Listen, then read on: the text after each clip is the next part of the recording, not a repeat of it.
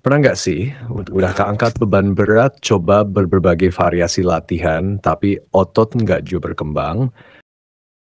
Jangan khawatir, itu bukan salah kamu kok.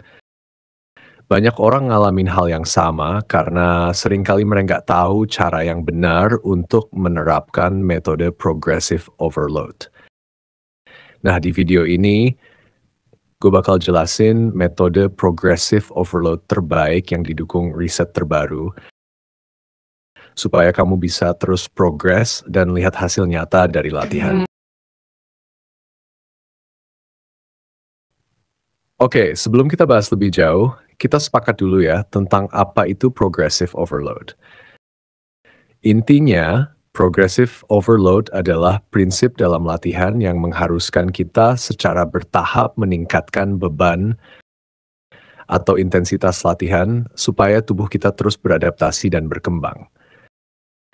Kalau nggak ada peningkatan, tubuh bakal merasa nyaman dan nggak ada alasan untuk tumbuh lebih kuat atau lebih besar. Sama kayak hidup, kalau nggak ada tantangan baru, kita bakal stuck di zona nyaman, ya nggak? Nah, metode ini sebenarnya sudah dikenal luas, tapi cara penerapannya seringkali salah atau kurang efektif. Makanya, kita bakal bahas gimana cara menerapkan progressive overload dengan optimal berdasarkan penelitian terbaru.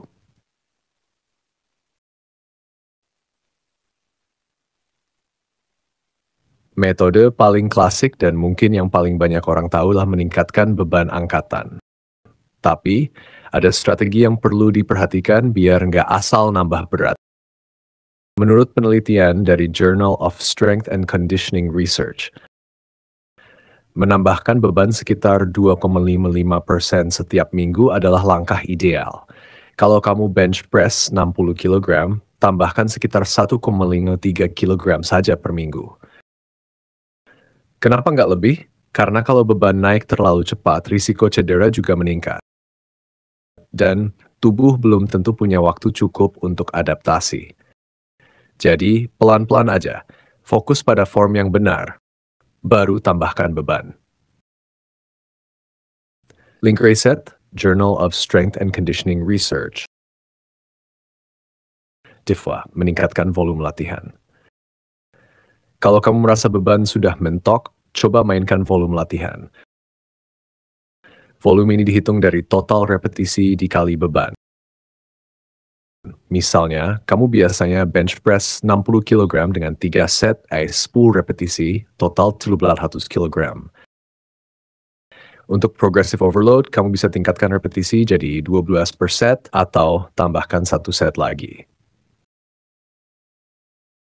Penelitian dari Sports Medicine Journal menyebutkan bahwa meningkatkan volume latihan selama dilakukan dengan intensitas yang cukup efektif untuk memicu pertumbuhan otot. Tapi jangan lupa untuk mendengarkan tubuhmu karena terlalu banyak volume juga bisa bikin overtraining. Link riset, sportsmedicine-open.spashming.com.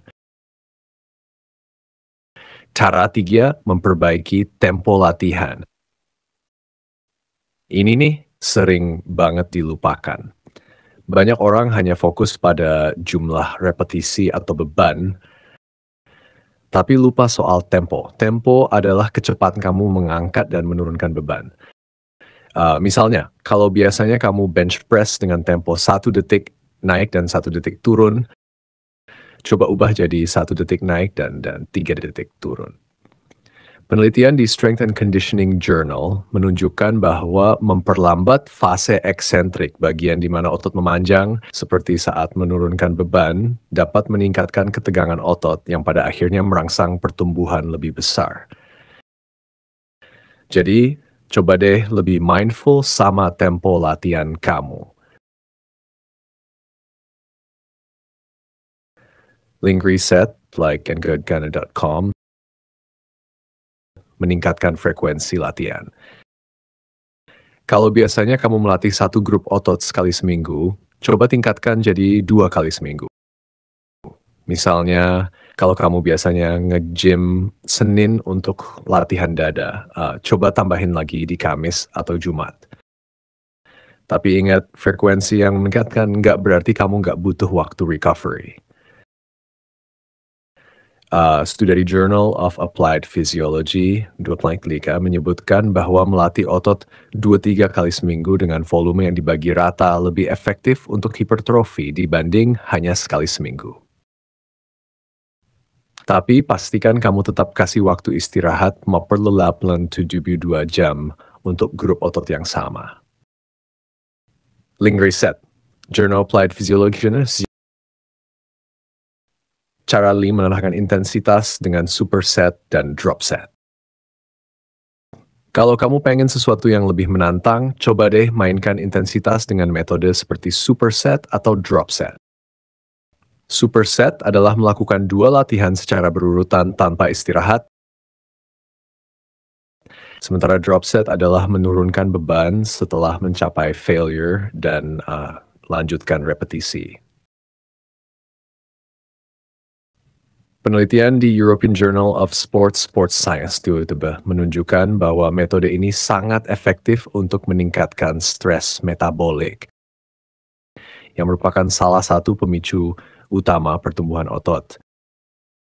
Tapi jangan terlalu sering pakai metode ini, cukup sekali atau 2 kali seminggu biar nggak overtraining.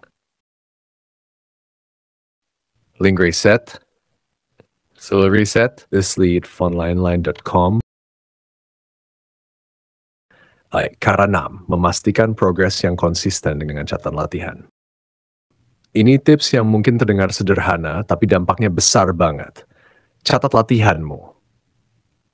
Banyak orang nggak sadar kalau mereka nggak benar-benar progres karena nggak ada data yang dicatat.